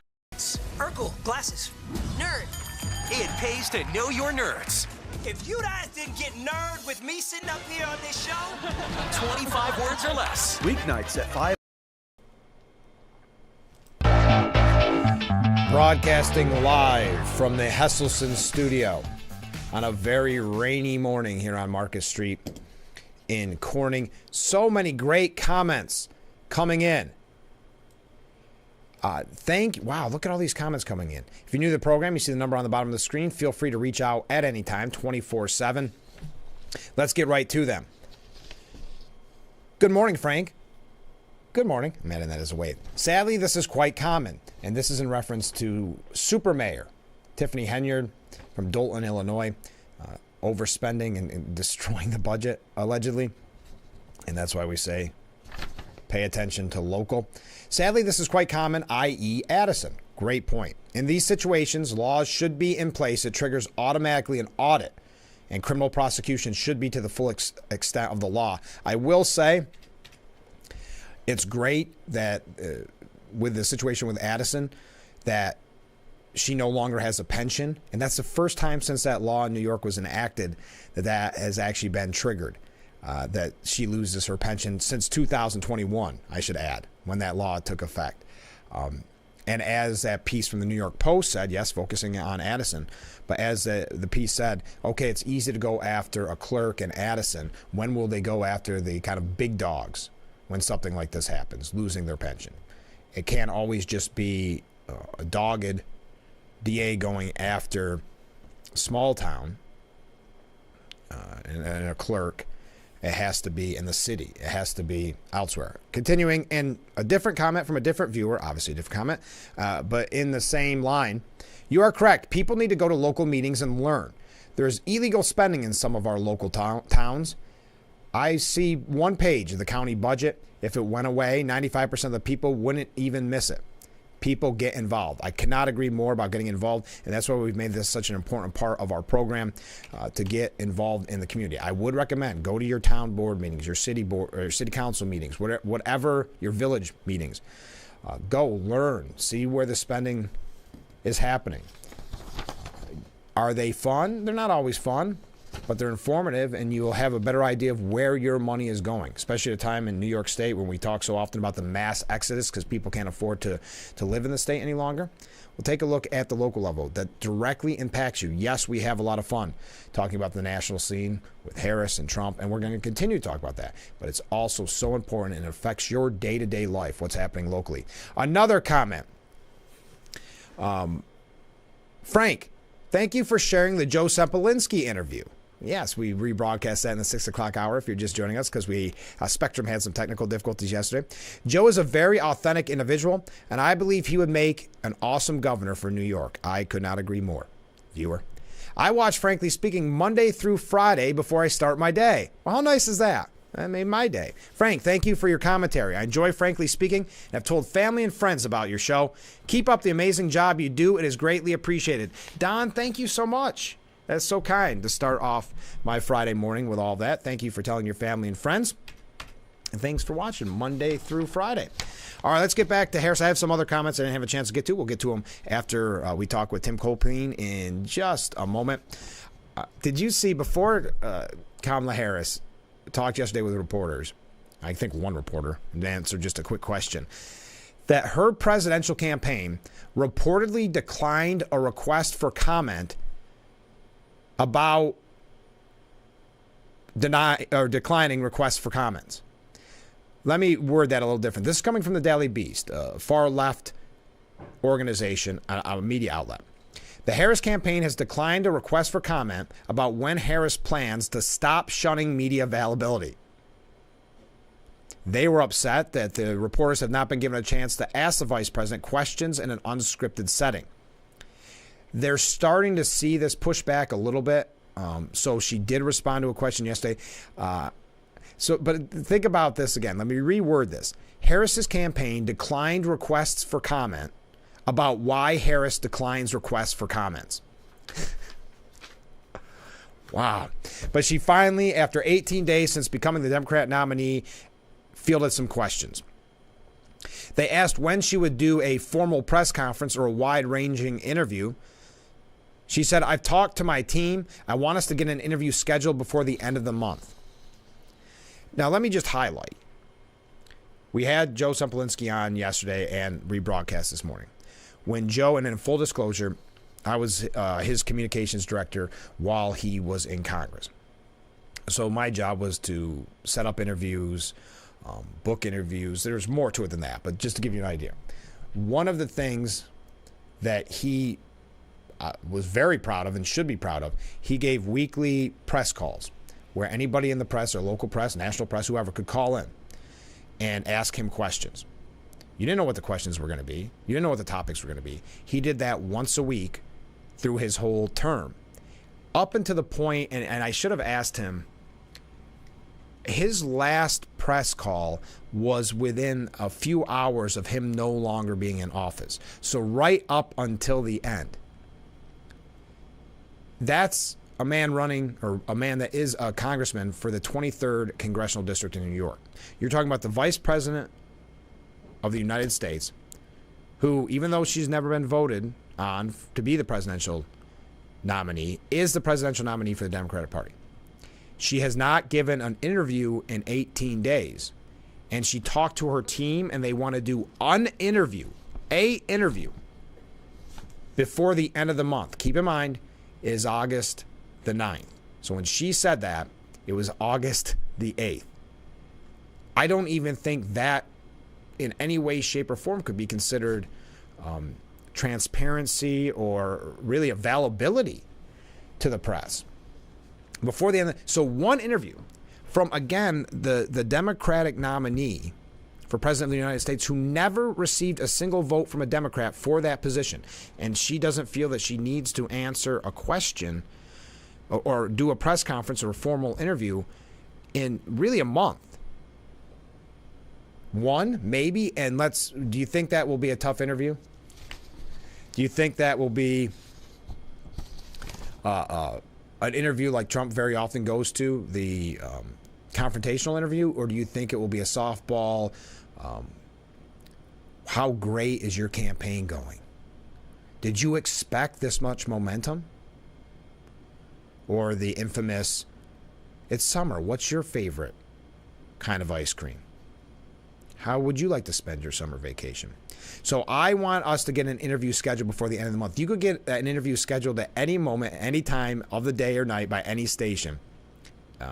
And yet she's, well, we're going to try to work on it, really work on it by the end of the month. Now, I think a lot of this is they're putting her through the ringer to practice, kind of like the debate tactic that didn't work, mind you, but with Biden, take those 2 weeks of just practicing because of her propensity for the word salad that I think she's probably practicing, is what I would assume.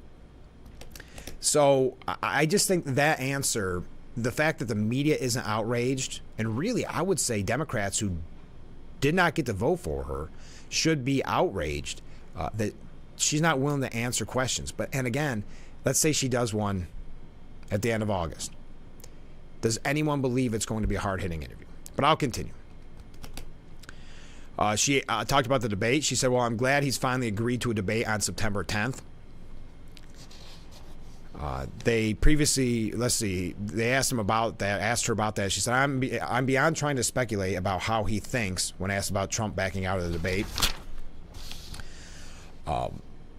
Then she was asked about Minnesota Governor Tim Walz, her running mate's record, which has raised some red flags and concerns about his misleading on his military record. She said, listen, that's one of the things that we hear a lot from her and others, that, listen, I praise anyone who has presented themselves to serve our country, and I think that we all should. Interesting way of putting that. Maybe that's just why she's practicing for any type of interview and why she can't do one for a month. Listen, I praise anyone who has presented themselves to serve our country, and I think that we all should. I find that a little bit presented themselves. I find that to be a weird choice, but I'm not nitpicking, just curious. Harris has gone 18 days without holding a formal press conference since emerging as the presumptive nominee last month. President Biden endorsed her on July 21st. All right, when we come back, we're going to read some of your first we're going to hear from Tim Colpine, and then after that, we're going to hear some more of your comments. We're going to talk about Tim Walz and the National Guard issue. So stay with us. I know it's a quick show this morning. We're having a blast on this Friday morning edition of Frankly Speaking. We will be right back. Stay with us. I'm Marianne Crawford. I've lived here for 70 years, but I do fine right here in my house, and I want to be here as long as I can be. And I feel comfortable knowing that if something happened to me, someone would know because of the cameras that are installed in various spots in my home. That has been a wonderful gift to me, to be able to have that security and that support from Full Circle America, and that's what it's all about. The world's pizza has been baked in ovens made of stone, but you can't put one of those on the countertop in your home. Introducing Paisano, the authentic pizza oven by Granite Stone. Now make the world's most delicious pizza with real stone right in your own home. You simply set it and let it make golden, crispy, extra cheesy stone-baked pies in under 6 minutes. The secret is the dual-controlled heat zones that quickly heat the real ceramic stone up to 800 degrees so you can stone bake just like the pros. Plus, there's no gas, wood, or charcoal needed. Paisano is electric, plug-in, and portable. You can get your Paisano pizza oven for just 4 easy payments of $39.99. And we're going to drop one payment. You get it all for just 3 easy payments of $39.99. Plus, we'll ship your entire order free. Call 1-800-597-7208 or order online at buypaisano.com. Call now. Every Saturday, your game is on Fox. Because here, we got the guy that swings harder, the guy that runs faster, hits further, deals nasty. Saturdays on Fox, we got the swag, the scoops, the smiles, the steals. We got the pop, the rips, the threads, the wheels. We got the slides, the kicks, the shovels, the feeds, and picks for the highlight reel. Because Saturdays on Fox, we got you. No big deal. The Fox Sports app isn't just any sports app. It's your sports app. For the touchdown! Yeah, yours. Your teams. Your highlights. Your scores. Your stories. Just choose your favorites to get more of what you want. To the end zone! And of course, stream your teams live. The best part is free with your pay TV subscription. Welcome back to Frankly Speaking here on WYDC TV Big Fox. I'm your host, Frank Acom. We are broadcasting from the Hesselson studio, and this is the Stu Benz Senior Services Fund section of our program. And Tim's back. Hey, Tim. Good to see you. Hey, Frank. Thanks for having me. You know, we've talked to you a few times. One was during the big Salvation Army telethon, which we're going to get to that in a little bit. But tell us about the Elmira Impact, formerly Junior Forcers, correct? Right. Tell us, for those that aren't aware, what is the Elmira Impact Hockey? So Elmira Impact Hockey is junior hockey. We're going into our 5th season. Congratulations. Thank you. And by junior, sometimes people hear junior and they think, it's small kids. Right. But it's not. In the hockey world, junior hockey is basically between high school and college. Okay. So our players are age 17 to 20. They come here to Elmira to play from all over the world. We have players from all over the United States, Canada, and Europe who come play here every season. And they come play here because our league, the USPHL, is heavily scouted by college coaches, Okay. and they are looking to play college hockey or move up to higher level junior hockey. And we've talked about it in the past, but you've had some really big success stories through the years with the Elmira Impact and having people turn pro. Well, so we have had people who have gone on and played in the minor leagues. Okay. It's only 5 years. Yeah. Right, but we've also had several players who are playing Division I NCAA hockey. Okay. And we had one player last year who was invited to the Washington Capitals summer camp. I knew there was that was something. our first NHL invite for a former junior enforcer. Now, when it comes to Elmira Impact, this isn't free, right? That's correct. So how is Elmira Impact supported?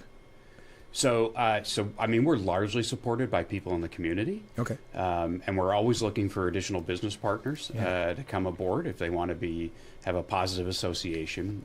We also have, besides the players from all over the world, we have local players who come in as well. And that's one of the reasons that 5 years ago we started the program, was to provide an opportunity for local players to play hockey at this level. Okay. And in business partners, if someone's interested, what should they do? Just go to elmiraimpact.com? They can go to elmiraimpact.com. They can shoot me an email. My email address is tim, at elmiraimpact.com, and I'd be happy to sit down and talk about the possibilities with them. Great. And you mentioned there's some players from out of town. Obviously, that means that there's going to be a need for host families. Is there a need again this year? That's why we had you on last year. There is. There's always a need for host families. And one thing we've learned over the years is that we ask for host families year-round. Okay. But at the same time, our players begin to show up here later in August. Okay. So we're making another appeal because you can never have too many host families. You can never have too many options. What are the responsibilities if someone thinks about becoming a host family? So basically, the host families provide a safe home away from home for our players. Again, the players have come here from all over North America and Europe. They're here for 7 months. They get here in late August, and then they're here through mid-March. They do go home for a holiday break around Christmas and New Year's, and they are on the road a lot with the team because we travel all over, playing our road games. So basically, it's a safe place to sleep. It's a home away from home, to give these guys a little bit of comfort, give them some downtime, a familiar place to unwind with good people when they're here. What kind of time commitment is it for a host family? Because it seems as if, I'm sure, between schooling and from practice and games, there's probably not a lot of time they spend with the student, do they? No, actually, the players are they're away from the house a lot. Right. They practice every day for 2 hours. They have team meetings every day. They have team workouts every day besides the road trips and their educational responsibilities. Sure. So they are out of the house quite a bit. And it should be mentioned, and this is not the reason to do it specifically, but there is a monthly stipend for each player, correct? There is. It's the monthly stipend is $450 per player that's paid to the family. That helps offset the cost of the additional groceries. Sure. A little bit offset the cost of room and board. And I should say that these players are high character players. They've all passed background checks. And they are here to get positively noticed by higher level leagues. Right. So they sign very strict codes of conduct for their behavior. And that's an important part if you do want to move on in the future, because they'll know your background if you screw up. And also, as a bonus, if you are a host family, free admission to all home games. Free admission to the games, and also advertising opportunities for any businesses that hosts are associated with, and other perks as well. But I mean, one of the greatest perks though is we have host families that have hosted our players, year after year, and they develop lifelong relationships with the players that they host, and they're still in touch. Many are still in touch with their players today. So they stay close. That's got to be something neat too, as a family, watching your player move on and move along in their career and in their life. We have the International Exchange Program on the program quite frequently to promote that as well. And you're talking about lifelong bonds. Exactly. And one of the most satisfying things for me is when, players who played for us, 2, 3, 4 years ago are back in the area or coming back. They're driving from, somewhere in Canada to somewhere in New Jersey or something like that. Yeah. And they stop and reconnect with their host families. And I love hearing those stories. And do you find once someone is a host family, it does seem like they want to do it year after year? Yes. Yeah. Yes, we have many returning families every season. Do more than one player stay with a family? That's really up to the family. Okay. But yes, we have some that are just single players in a host family. But we also have generally the players are in pairs.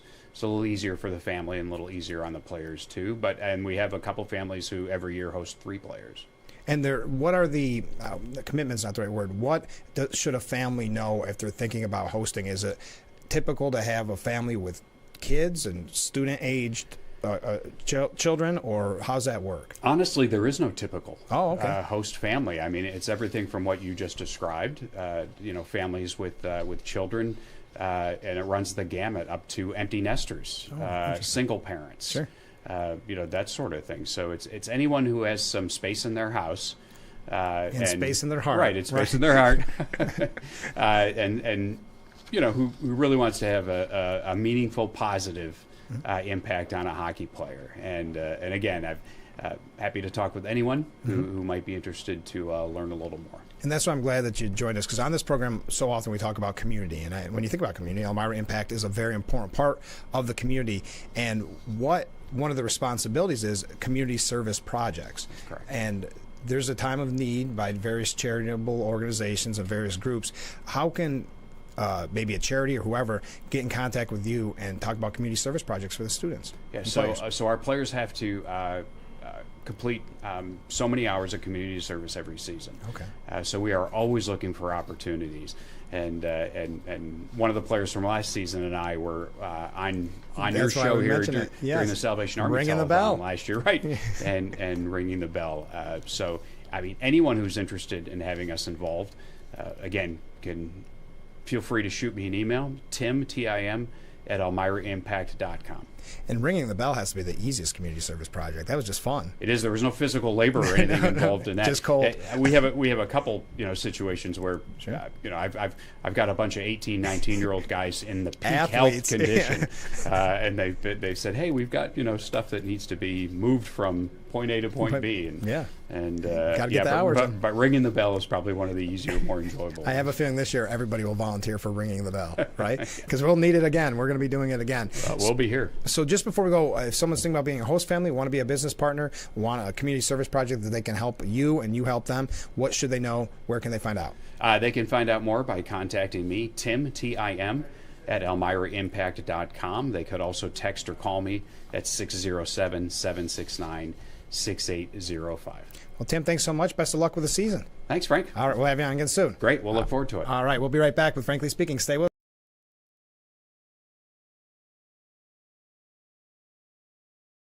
Our water's better tasting, it's better for the planet. That's great, sir. Can I take your order? Oh, number 3. At Culligan, we get that most people don't think about water like we do, and that's okay. You see, when we install our drinking water and softening systems, we're thinking about filtering contaminants and the minerals that make water hard. So you can just think about softer, cleaner, better tasting water. At Culligan, we think about your water, so you don't have to. Call today to schedule your free water test. What's up? What I'm about to show you is going to change the way you shave your head forever. You can shave your head in 90 seconds or less. With no cuts or nicks. It's 100% waterproof. It even works in the shower. Introducing Remington's Balder Boss. With increased flex and 5 dual-track floating head design, get over 60% more head coverage for a faster, closer shave and skin-close results. No nicks, no scrapes. Fit in the palm of my hand, and the results were amazing. Shave in the shower or with any foam or gel. With Japanese-grade steel blades, plow through the thickest of hair. Anytime, anywhere. There's even a pop-up trimmer to complete your perfect groom. Now, you can try the Remington Balder Boss in your home for 30 days for just $14.99. Complete with a 5-year limited warranty and 100% satisfaction guarantee. You can also get our ear, nose, and brow trimmer free. Just pay separate processing and handling. Give it a try. You won't be disappointed. Order your Balder Boss now.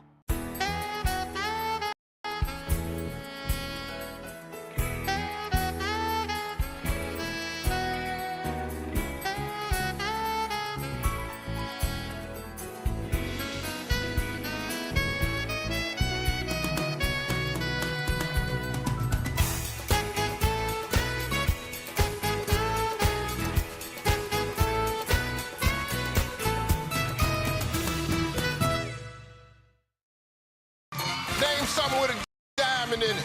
Diamondback rattlesnake. It's in the name.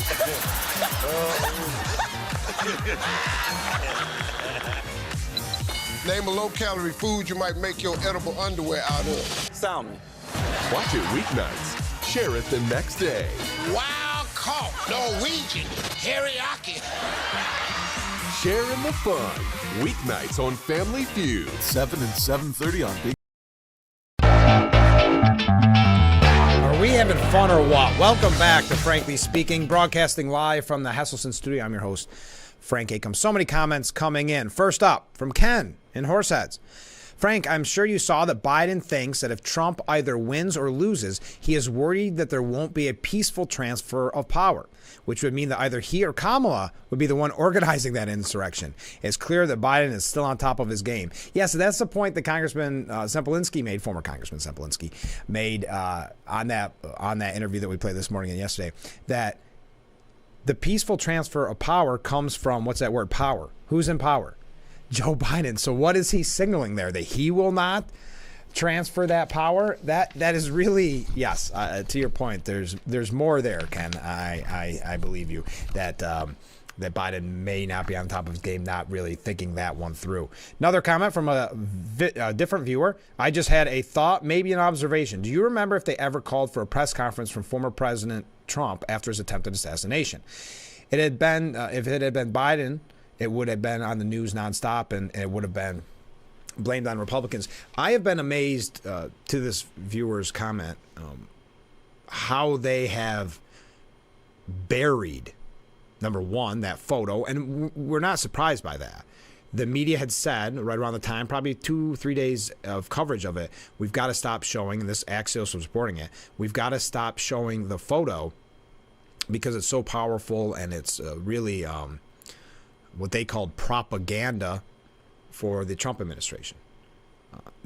There was an attempted assassination on a former president that was inches away of throwing our country, or an inch away from throwing our country into chaos, and heaven forbid what it would have led to if it were successful. And yet the media just does not and has not covered it since the early days. Now, to the point about the press conference, I don't think they needed to, because remember, he was basically at the Republican National Convention, what, a couple days later or a day later? So 2 days later. So he was not hiding in any way. But yeah, that's been one shocking thing of how easily it was for them to stop reporting on this. Next up, morning, Frank. Good morning. Just an observation regarding the history of the present administration. If during the upcoming debate, in which once again Trump shows that he is not afraid to venture into hostile territory, yes, ABC, if Kamala says anything about securing our border or curbing inflation, then hopefully people will plainly see that what she says is just lip service. Well, she's been doing, I'm not saying a good job, but the media is portraying it as a good job of explaining the border, scenario. And about inflation, I'm not sure if she's addressed that. Because right now they're allowing her to use the talking points and rallies from a teleprompter and saying that she's doing a wonderful job. And thank heavens the reins of the Biden White House are off and she can be the great candidate she's always meant to be, never mind what happened in 2020. But yes, as I said, she did respond to the claims that Tim Walz abandoned his National Guard unit before Iraq deployment. She said, listen, I praise anyone who has presented themselves to serve our country. I think that we all should. There is kind of an indication of what we'll be dealing with when she's off script, because I would argue that that sentence is awkward. I don't want to focus on that, but I want you to kind of realize the larger picture here of that one sentence with a somewhat uncomfortable question. And she said, I praise anyone who has presented themselves. Now, presented may not be the word she wanted to use there, but I praise anyone who served our country. How's that? Make it quicker. Don't expand it. You don't have to expand it all the time. Served our country, and I think that we all should. That would have been fine. But I praise anyone who has presented themselves to serve our country. Many people have compared it to you start a sentence not knowing where it's going to end. That seems to be kind of the cadence. But as I've mentioned, the media is downplaying any questions on Waltz's military record. Now, to his credit, Jeff Zeleny from CNN because we give all sides here on Frankly Speaking, stated that questions about Walz' service record are not one issue, even though Senator Vance injected this into the bloodstream in one press conference in Michigan. As Brianna pointed out, there are two very different things about when he decided to retire and if he used weapons of war. So we will see if they respond to that and if he answers questions about that, if he ever takes questions. And that's a good point as well. We talk about Harris not taking questions. Walz has not taken questions either. So for even CNN, maybe they're starting to get their feathers ruffled a little bit, that they're not getting any questions answered, because this is a friendly outlet. They should be able to shout one question to Harris and she gives an answer. So we will see if they, the campaign, responds to that and if he answers questions about that. Could have been the end of the sentence. But no, if he ever takes questions, which I also think signals that the media may be preparing themselves for him or Harris not really taking questions, perhaps with Walz ever, before November so that they can run out the clock. Because if Harris is bragging about the fact that they're working on getting one interview by the end of the month, which will undoubtedly be a friendly interview from a friendly outlet, if you're almost bragging about that, I think that signals what we'll be seeing, the basement campaign, if you will, until November. The run out the clock, play it safe, read those scripts at the rallies, get some celebrities involved, have your Zoom conferences with various groups, but don't answer any real questions about your past, about what you would do in the future. Because remember, we didn't have the primary process to learn about her beliefs and learn about where she wants to take this country if she's chosen president for 4 years, because she was given the nomination to be president of the United States by the Democrat Party without a single Democrat vote. And I know I stress that a lot, but I think it's important to take that in when, and I've mentioned it, I don't think that Democrat Party minds, apparently. I think it goes back to Bernie and Hillary. They just accept the fact that the elites will pick their candidate for them. So maybe it doesn't bother them. I would find it very upsetting. I equated it with Joe Semplinsky. If all of a sudden the shoe was on the other foot and they said, now that Trump's out, we're going to give you guys Jeb Bush or Mike Pence or one of the elite picks. If you want to find out more about this, because I know we've talked about it, some outlets are starting to present Walz's record, but they're doing it in a way which is very media tricky, which is Vance alleges, Vance pounces on Walz's record for political purposes. So not denying the fact that there are real questions about Walz's military service embellishments, not denying it, but not making it the focus, making the focus on his mean old nasty J.D. Vance. In 2000, well, we don't have time for it because it's been such a busy show. But at the New York Post, an article by Chris Nessie and Isabel Vincent it's about 9 pages, puts together all the times that we're aware of thus far of Tim Walz's military service embellishments, from claiming he carried weapons in war to making people think he deployed to Afghanistan. It's a very good article, so much so I'm going to put it in the drawer here to save for future use. So you may want to find that for yourself. Now, to go back to the media bias before we take our last break, Brianna Keeler from CNN on Inside Politics argued that 2024 Republican vice presidential candidate, Senator J.D. Vance, quote, may be an imperfect messenger to criticize Tim Walz. So J.D. Vance may be an imperfect messenger to criticize Tim Walz over his claims about his military service because, and I quote, the title combat correspondent, which she acknowledged is the title Vance held, quote, kind of gives you a different impression that he saw combat. So instead of saying, wow, there's some real questions here about Walz, let's take a look at it, because in the past this would have been a major scandal for any candidate in the presidential race if you weren't out to get one guy and make sure that one person was never elected. So instead of downplaying Walz's or focusing on Walz's record, you're downplaying Vance's record. This is what Keeler had to say. I want to give you the full quote because we want to be fair here. One of the things I think is, at what point did military service become a liability? That's one of the things that's sort of on my mind as I look at this. Well, I guess probably when you embellish on it, right? I also think that J.D. Vance, as a messenger on... Wait a minute. So they say, when did military service become a liability? And then goes on to criticize Vance and say he's the imperfect messenger for this. Hypocrisy does not even bother those in the media, even when you're watching it in real time. But I'll continue with what he said. I also think that J.D. Vance, as a messenger on this, may be an imperfect messenger because we have, as you introduced him, as a combat correspondent, which is what his title was. But when you dig a little deeper into that, he was a public affairs specialist, someone who did not see combat, which certainly the title combat correspondent kind of gives you a different impression. So he may be the imperfect messenger on that. But at the same time, when you have the argument going on where it seems to be, did you really serve your country unless you were shot at a lot? I just think that that's a very kind of gross place to be because there's so much service and sacrifice that goes on in the military. Anyone in the military or who values the military will tell you that there's a lot more than just being in danger. And here you have them bickering over something which should be an asset that they are both bringing for their candidate. Hold on. Let's think about that. So if anyone in the military or who values the military. So if you don't agree with Breonna Keeler's point, it probably means you don't value the military. And that point being, you can't criticize Walls for misrepresenting his service. If you do, it means that you don't care about the military, and that's a gross place to be. Isn't the media fascinating, folks? Let's take a short break. I mean, just the way they can hide the bias. It's infuriating and fascinating at the same time. But stay with us. We'll be right back with Frankly Speaking here on WYDC TV, Big Fox.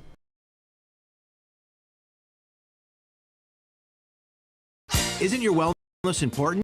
Don't you want more energy? Now's the best time to make every day better and relieve those achy muscles and pains than with the Hesselson's Hot Tub. Hesselson's has hot tubs in stock and available for immediate delivery with unbelievable savings. Hesselson's offers 0% interest-free financing for up to 5 full years. Hesselson's carries the only hot tub brand in the industry with the exclusive freshwater salt system that is eco-friendly and easy to use and only enhances your hot tubbing experience. Come in today and see why your next hot tub should be a Hesselson's hot tub. And remember, it's always fun to poke in the corners at Hesselson's.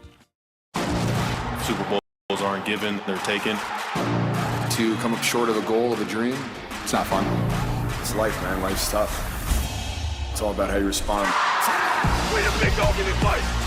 Brock Purdy and the 49ers begin their road back. Oh, my goodness. Against Alvin Kamara and the Saints. To the end zone. Touchdown, Saints. Preseason football, August 18th on Fox. The Bix website is here now. WYDCTV.com. Local and national news that keeps you informed and involved. WYDCTV.com. Today's weather up to date and in your town. WYDCTV.com. Sports news, local events, and health stories that affect you. WYDCTV.com. The Big Fox website. Your news here now. WYDCTV.com.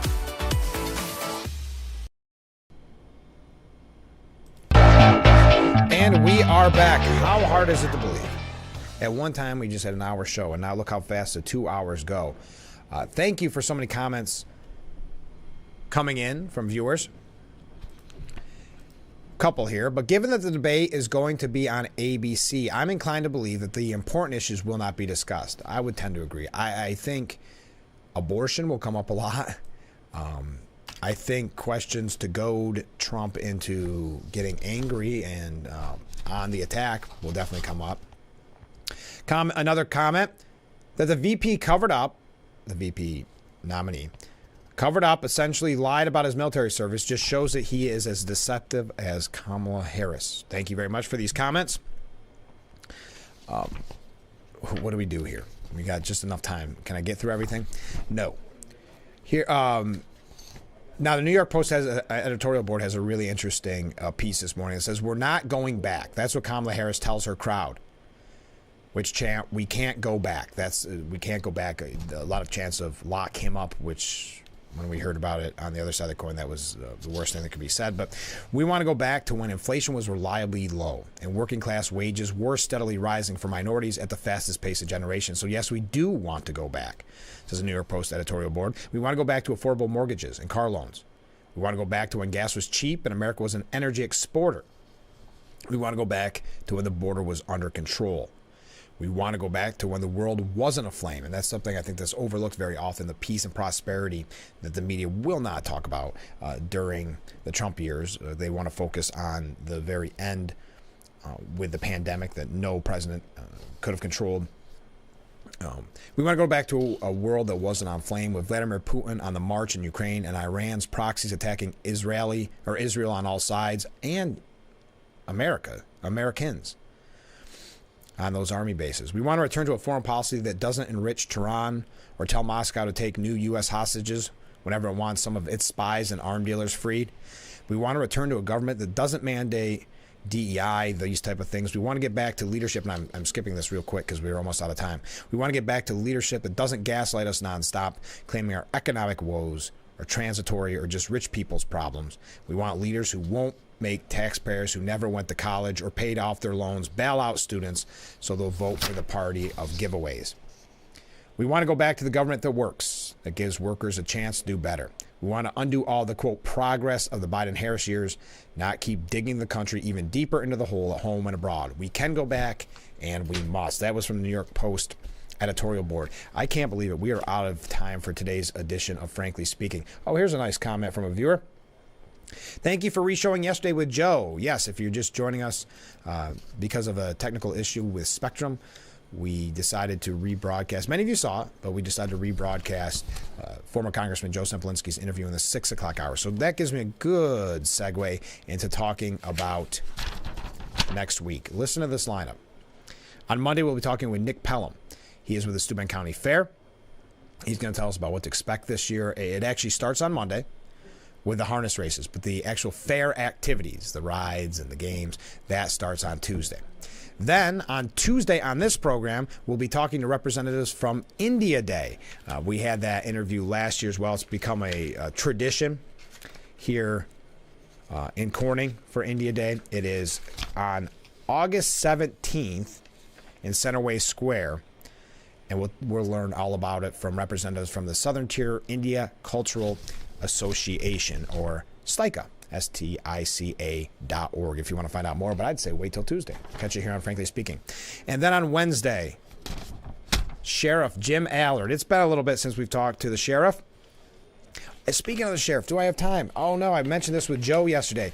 The sheriff's been making national news. He has an NBC News interview about how great the protocols are about hiring at Steuben County. This is a national news story.